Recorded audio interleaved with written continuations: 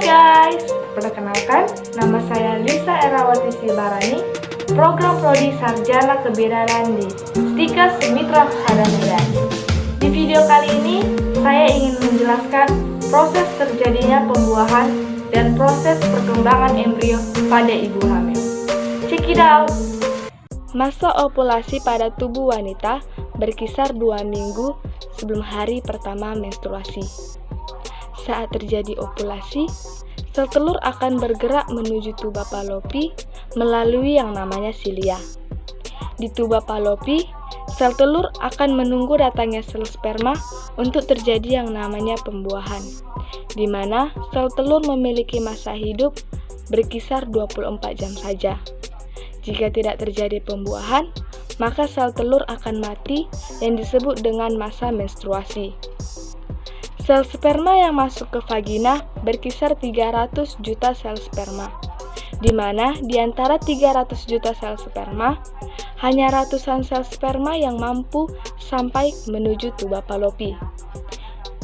Tetapi, di tuba Fallopi, hanya satu sel sperma yang mampu menembus dinding sel telur.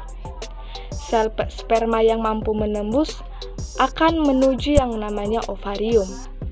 Di ovarium terjadilah yang namanya fertilisasi atau masa peleburan. Dari sel sperma akan berubah menjadi sel sperma utama atau disebut dengan morula. Morula akan membelah diri menjadi 2 hingga 4 bagian, di mana proses ini terjadi di tuba Fallopi. Selanjutnya akan terjadi yang namanya pembelahan lanjutan, di mana morula tersebut akan membelah diri menjadi seperti sekumpulan buah anggur, di mana akan membelah diri lagi menjadi sekumpulan morula yang disebut dengan blastosit. Selanjutnya, blastosit akan menempel ke dinding endometrium, di mana terjadilah yang namanya implantasi. Pada trimester pertama atau minggu ketiga, di mana janin membentuk kantung baru bakal janin dan plasenta. Pada minggu keempat, tabung janin sudah terbentuk, di mana jantungnya berdenyut hingga 65 per menit. Di sini menyebabkan menstruasi pada sang ibu terhenti.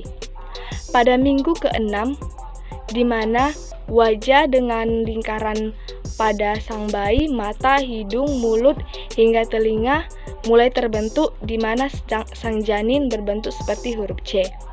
Pada minggu ke-7, janin mulai terbentuk tangannya serta kakinya.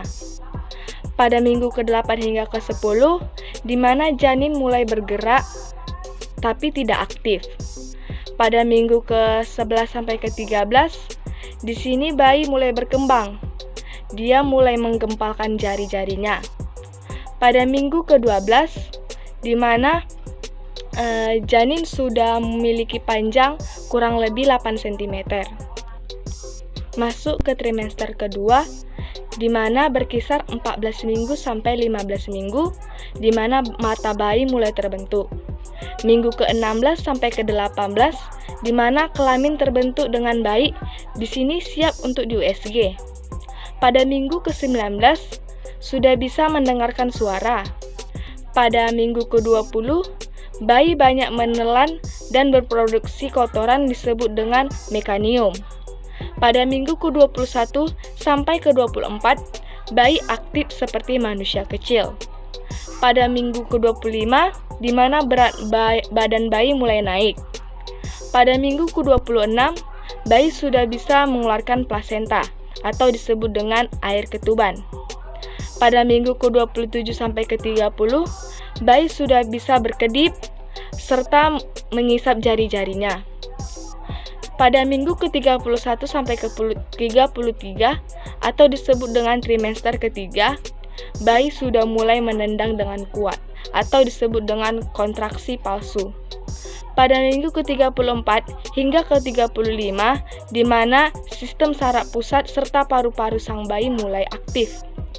Pada minggu ke-36, bayi turun ke yang namanya area panggul. Pada minggu ke-37 hingga ke-38, ibu mulai mengalami yang namanya kontraksi.